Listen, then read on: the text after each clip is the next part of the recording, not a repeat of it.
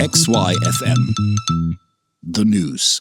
Kakada. Remember this one? A brother by the screen named Marlin's Beer did a little social experiment during a job search. The resumes with the added vaginal prowess got invited for an interview 9 times as often. Well, it gets better. Not really. The medical school inside the University of Toronto will henceforth reserve 75%, not 7.5, 75% of their spots for diversity, equity, and inclusion applicants. Simultaneously, the University of Ottawa has mandated their psychology program to be filled with 67% non-white applicants.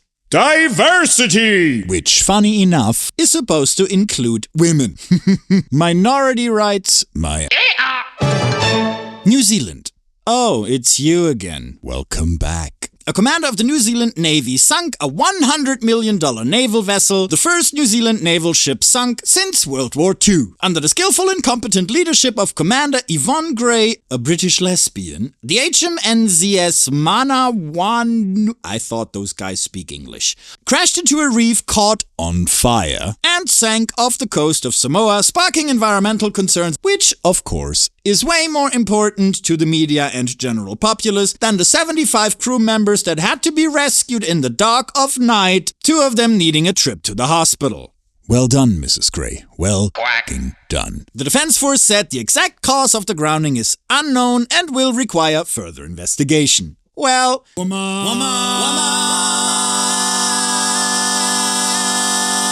I have a suspicion. Washington, D.C. President MGTOW has released her latest campaign ad, and to the surprise of no one, it is a lengthy and mind-numbing piece of misandric horse fecal matter. I'm not gonna play it to you because I don't want that on my conscience. But watch it at your leisure, and when you're done and you still don't see that a rabies-ridden stray dog that keeps stealing babies for breakfast ranks higher in their hierarchy of creatures worthy of compassion, then I can't help you, because no one can. I mean, how much incoherent ramblings can... Oh my God, you're like so negative. Oh, hello, Cupcake. I've been expecting you. Roll the jingle. XY News. Dose of positivity just for Cupcake. Family Court. Women's incessant and unyielding demands for unearned privileges, thinly disguised as the in all likelihood most deluded, ludicrous, and obscene pipe dream to ever have been excreted by the minds of communist swine. Equality! Has come back full circle to bite them in the BBL. Lovely. United States. A professor at the University of Kansas who called for all men who refused to vote for President MGTOW to be lined up and be fed a lethal dose of lettucillin with a remote hole puncher has been fired. Lovely. If we could only start extending the same courtesy to women inciting disregard of bodily autonomy against men, maybe humanity would still stand a chance after all. I wouldn't hold my breath on it. Western world. Women's incessant and unyielding demands to be given legal impunity for their infinite gush of bogus allegations, to enable lawfare against men, state-sanctioned proxy disregard of bodily autonomy, and the nefarious transfer of wealth from those who produce value to those who can't or won't, thinly disguised as a good-hearted attempt to legislate safety and equality for women has come back full circle to bite them in the BBL. Lovely. India. A court in Bareilly sentenced a lying gracious female to 4.6 years in prison for false unsolicited harassment accusations. We know she won't last a week before she's released because some guard got her pregnant, but you have to celebrate the small victories, because positivity. And that shall be enough gushy feel-good nonsense. Seemingly America. A man's advocate, I hitherto never heard of, has been caught voicing how she really feels about men. Don't take it from me. Do fear these men's replacement moms, their replacement girlfriends, their replacement psychiatrists. Just man the f*** up, you motherfuckers. The men that say, I was falsely accused of this, I was falsely accused of this. And they were falsely accused of f***ing anything.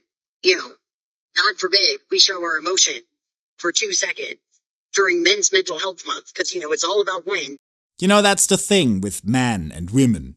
I shall be a little crude for the sake of brevity, but still more than elaborate enough for the sake of the argument.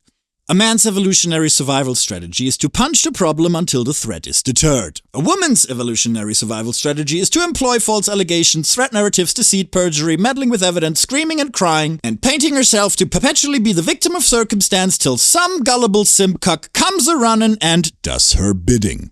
There are indeed good women out there. Sane, compassionate, reasonable, and dignified. The only problem is, they are both accounted for. And your chance of tracking down unicorn number 3 is, let's call it, statistically unlikely. Because they can be both. They can have compassion, let's assume for the moment that this one does, and yet still rather go for the biggest d***cus with all the wrist, the swag, and the jawline that cuts through panties like a hot knife through butter. So my recommendation shall be, focus on your own well-being. Focus on what gives you a sense of joy, safety, meaning, and accomplishment. Not just will loving yourself first and foremost score you brownie points with the Term for sexually promiscuous female generally considered derogative. You also have to live your life while you have it, cause you only get one.